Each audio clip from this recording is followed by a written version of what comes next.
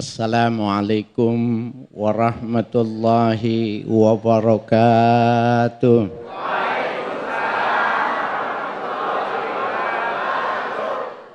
Bismillah walhamdulillah wassalatu wassalamu ala rasulillah Sayyidina Muhammad ibn Abdullah wa alihi wa sahbihi wa mawala. La haula wa la quwata illa billah, amma ba'du.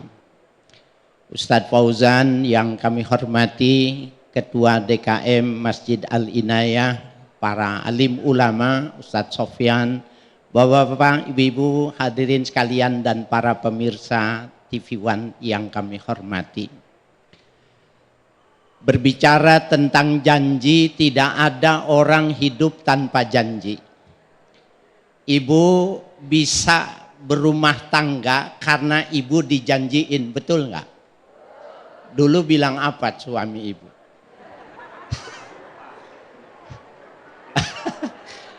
Bapak kadang-kadang ribut dengan istrinya gara-gara janjinya tidak dipenuhi, betul Pak?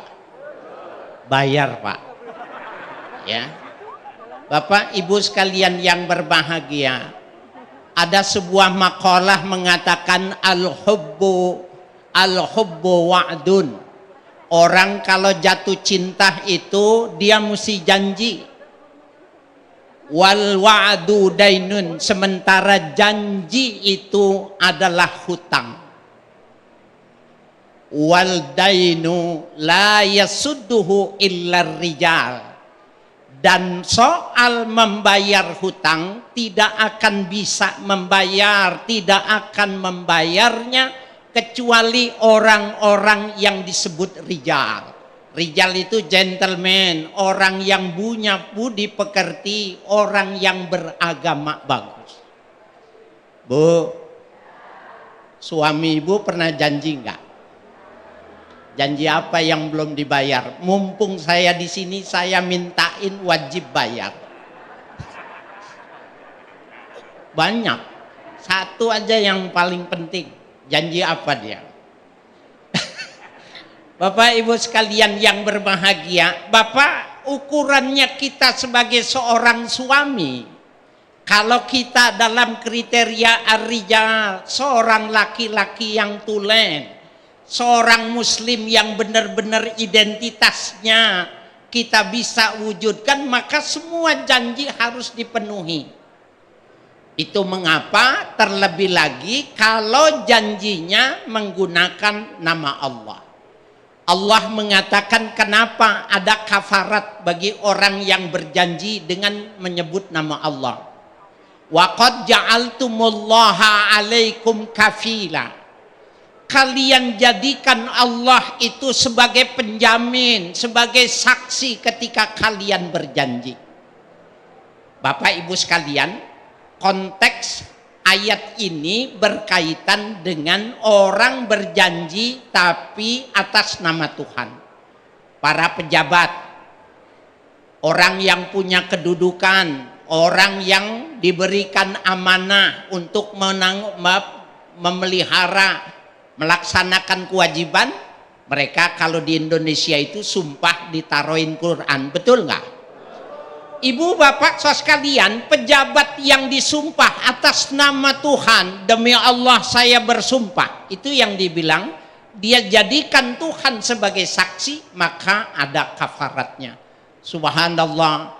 Oleh karena itu bapak ibu sekalian, tidak berkah orang yang janji tapi tidak ditepati janjinya. Oleh karena itu yang pertama mesti dipenuhi kalau dia sudah menyebut nama Allah. Al-Quran mengatakan wa kaffaratuhu it'amu asyarati masakin.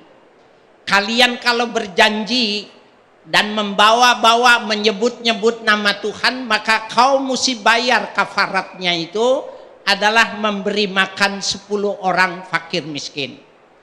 Au kiswatuhum, kalau kalian tidak punya tapi punya harta, berikan pakaian. Mungkin pedagang dia, boleh diberi pakaian senilai yang sama. Au tahriru raqabatin, atau kalian bebaskan budak. Sekarang sudah tidak ada budak cahaya, walaupun budak sekarang masih ada dalam perlakuan. Alasannya Bapak Ibu sekalian, orang dipekerjakan di luar negeri, gajinya besar, tapi sampai di sana dijual. Ada nggak kasusnya? Nah, yang semacam ini perbudakan masih banyak. Kalau kita bisa bebaskan, maka berapa nilainya, itulah yang mesti dikerjakan. Fa'ilam ya yajid, apabila dia tidak punya, fa'id saumu salasati ayyam, maka dia boleh menggantinya dengan puasa ya 3 hari. Bapak Ibu sekalian yang berbahagia, ini adalah hukuman yang diberikan oleh Allah di dalam Al-Quran. Tetapi Bapak Ibu sekalian, ada yang lebih menyakitkan. Coba Bapak, biasanya kita lihat di televisi, di TV One dan lain sebagainya, biasanya koruptor kalau ketangkap itu ditampilin ya Pak, ditampilin mukanya kelihatan. Ibu, di yaumil kiamah juga orang yang melakukan janji tapi tidak ditepati nanti dipajang. Saya ketika membaca hadis sahih riwayat Imam Muslim, saya pikir-pikir, jangan-jangan KPK itu membaca hadis juga. Di dalam hadis sahih dikatakan likulli ghadirin liwa'un yaumal qiyamah. Setiap orang yang berdusta atas nama Allah nanti akan diberikan bendera. Akan diberikan bendera di hari kiamat. Yuqalu ghadratu fulan. Maka disebutkan itu, Bapak Ibu sekalian, ini orang yang mengkhianati janjinya si fulan. Subhanallah. Kalau sekarang KPK itu Bu, ada nomornya di sini ya. 2, 3, 4, nanti di yaumil kiamah juga akan ditulis. Subhanallah, ini orang yang menyelakahi janjinya si fulan. Oleh karena itu Bapak Ibu sekalian yang berbahagia, kita sebenarnya perlu juga untuk mengingatkan kepada siapapun dan termasuk kita sebagai seorang suami, termasuk ibu sebagai kepala ya rumah tangga yang berkewajiban menjaga kebahagiaan rumah. Kita bagi suami wajib memenuhi kalau memang kita punya janji. Tetapi ibu sebagai seorang yang diperistri, Bapak Ibu sekalian juga harus menepati janjinya. Ibu, ini kenapa ibu mau ikut meninggalkan ibu bapaknya ikut sama suami, kenapa? Halo, ibu punya orang tua kan, punya bapak, punya ibu, punya keluarga, tinggal ikut sama, kenapa? Karena ibu cinta, betul? Betul nggak? Sampai cintanya bapak-bapak seperti orang bego. Nih, kenapa begitu? Bapak Ibu sekalian coba kita lihat. Dia cari duit, cari banyak, susah banyak, duitnya udah dapat, dikasih siapa? Bego. Cuma begonya atas nama cinta, maka hilang begonya. Saya belain juga ujungnya Pak. Karena kalau disebut bapak berarti saya bego juga. Bapak Ibu sekalian yang berbahagia, orang begitulah kalau memang dia cinta kepada pasangannya, maka janji-janjinya semestinya harus dia tepatinya. Insya Allah bermanfaat dan nanti kita akan teruskan.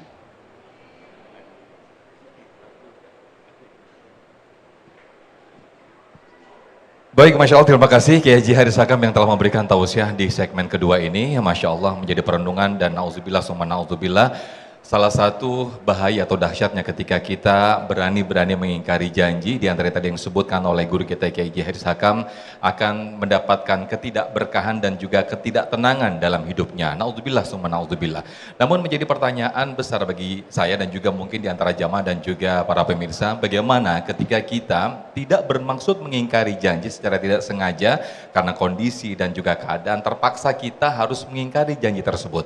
Nah, ini menjadi pertanyaan yang saya yakin juga ada ada di benak para jamaah dan juga para pemirsa. Untuk itu pemirsa, di segmen berikut kami akan persilakan, kami akan ajak para jamaah dan juga pemirsa untuk berinteraksi berkaitan dengan tema ini, yaitu janji wajib ditepati. Nah, untuk pemirsa yang ingin bergabung lewat video call kami sudah cantumkan nomor telepon di layar kaca untuk bisa mendaftarkan nama Anda dan juga pertanyaan Anda. Nanti kita akan hubungi Anda.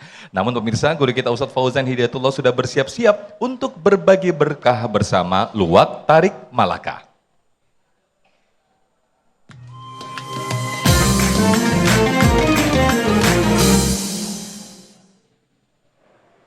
Jamaah, beli nangka di kota Mekah. Luwak Tarik Malaka ingin berbagi berkah. Masya Allah. Mau nggak dapat berkah dari Luwak Tarik Malaka? Gampang banget caranya, jawab pertanyaan dari saya. Yang tahu angkat tangannya, nanti saya tunjuk. Yang benar jawabannya akan mendapatkan hadiah senilai 1 juta rupiah dari Luwak Tarik Malaka. Tapi ingat, minum es kelapa di rumah Pak Rojak, jangan lupa dipotong pajak ya. Oke, langsung saja pertanyaannya ya. Silakan angkat tangan ya. Apa akibat orang yang selalu ingkar janji? Ayo. Oke, silakan. Ukhti, ya. Silakan. Ya, diambil mikrofonnya. Perkenalkan nama dan jawabannya apa? Silakan. Namanya? Assalamualaikum Ya. warahmatullahi wabarakatuh. Waalaikumsalam warahmatullahi wabarakatuh. Perkenalkan, nama saya Rimandayani, asal saya dari Jakarta Timur. Jawabannya? Tidak mendapatkan kepercayaan. Tidak mendapatkan kepercayaan. Masya Allah. Emak-emak keselak jarum pentul. Jawabannya mantap betul. Alhamdulillah, selamat mendapatkan hadiah 1 juta rupiah dari Luwak Tarik Malaka. Tapi ingat, jangan lupa dipotong pajak ya. Ya, silahkan kembali. Baik, terima kasih para pemirsa. Jangan kemana-mana, insya Allah kita akan lanjutkan kembali kajian kita. Untuk itu tetaplah bersama kami hanya di Damai Indonesiaku.